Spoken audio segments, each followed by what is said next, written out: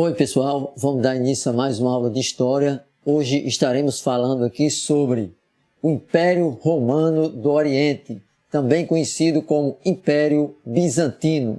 Essa fotografia aqui é da atual cidade de Istambul, na Turquia, que na época que estamos estudando pertencia ao Império Romano do Oriente ou Império Bizantino. Então o que foi o Império Bizantino? O Império Bizantino ou Império Romano do Oriente, cuja capital era Constantinopla, hoje Istambul, na Turquia, teve sua origem em 395, quando o imperador Teodósio dividiu o Império Romano em duas partes. Ao contrário do Ocidente, o Império do Oriente resistiu aos ataques bárbaros, sobrevivendo como império independente até 1453. Quando caiu sob o domínio dos turcos otomanos. Então, no ano de 476, vai cair o Império Romano do Ocidente, vai ser dominado pelos bárbaros. Mas como o Império Romano estava dividido desde o ano de 395, então o Império Romano do Oriente, ele não vai cair, ele vai durar cerca de 1000 anos ainda, até ser dominado pelos turcos otomanos. Então vamos ver alguma coisa desse Império Bizantino. Esse mapa aqui é importantíssimo para o aluno entender essa parte de Império Romano, principalmente a decadência do Império Romano.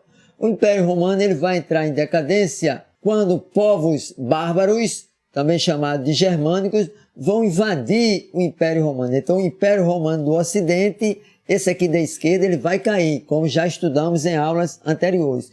Mas aquela parte ali na cor amarela, ela não vai cair, ó. Ela vai continuar como Império Bizantino por mais 1000 anos. Tranquilo? Esse outro mapa aqui fica mais caracterizado ainda, ó. A parte na cor amarela é o que? Império Romano do Ocidente. Vai cair no ano de 476. Ou a parte na cor mais cor-de-rosa, ela vai sobreviver por mais 1000 anos, só vai cair no ano de 1453. A direita é o Império Bizantino. E aqui outro mapa, só que é importantíssimo o aluno fixar isso aqui, ó. Em vermelho, Império Romano do Ocidente, na cor roxa, o Império Romano do Oriente. A parte em vermelha vai cair antes e a outra vai sobreviver por bastante tempo ainda. Então vamos lá, origem. O embrião quer dizer início.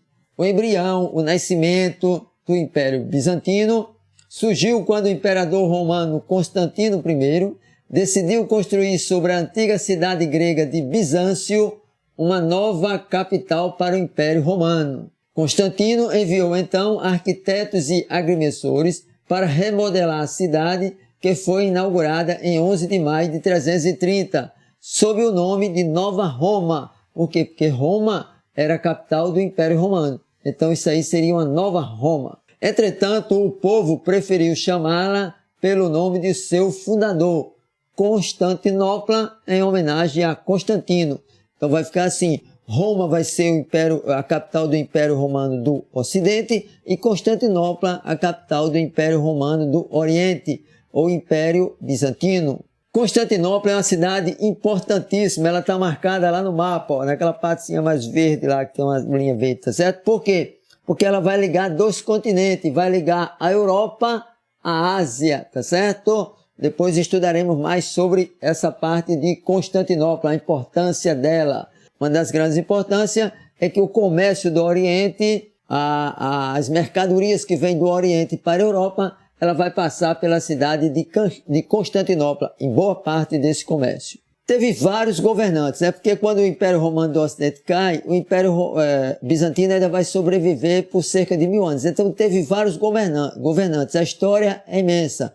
Vamos só a um dos destaques dessa história, que foi o governo de Justiniano. Os principais objetivos durante esse governo de Justiniano: consolidar a autoridade imperial. Já que o Império do Ocidente tinha caído, o Império do Oriente vai continuar para tentar manter essa autoridade imperial. O que mais?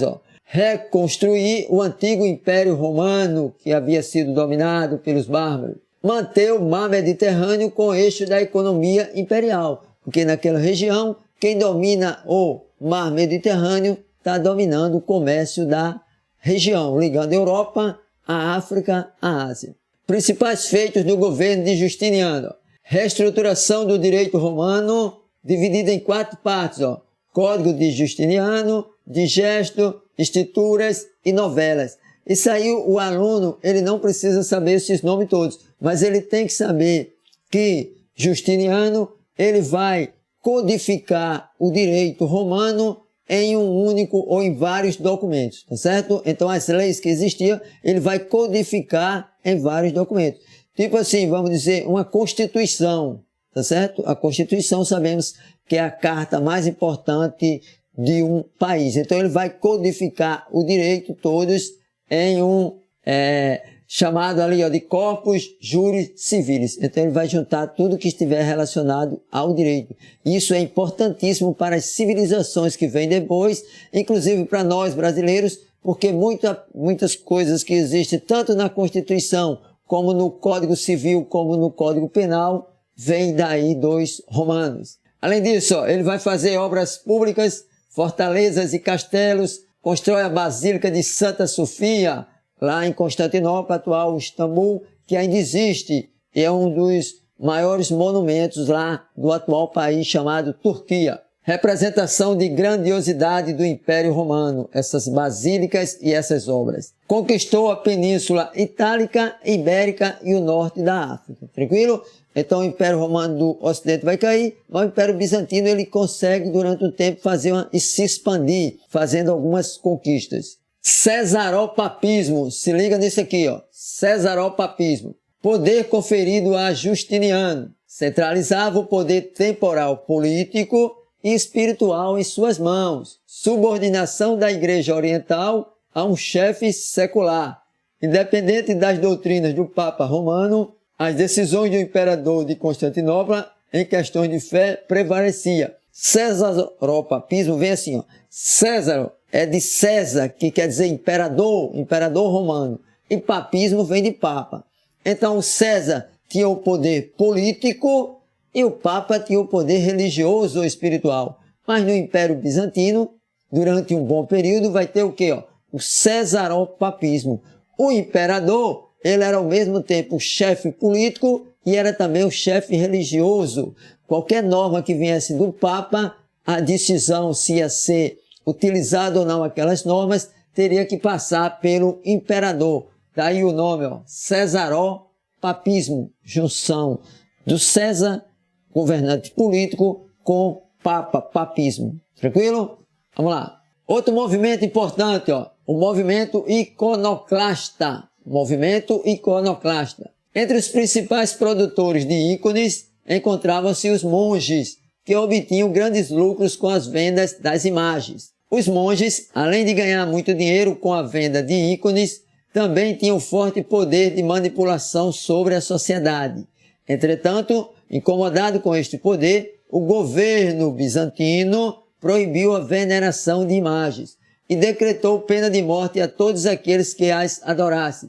Esta guerra contra as imagens ficou conhecido como movimento iconoclastas. Ícones são aqueles objetos que a religião católica ele adora e utiliza e vende também, tá certo? Imagens. Hoje em dia fotografia, mas imagens de santos, etc.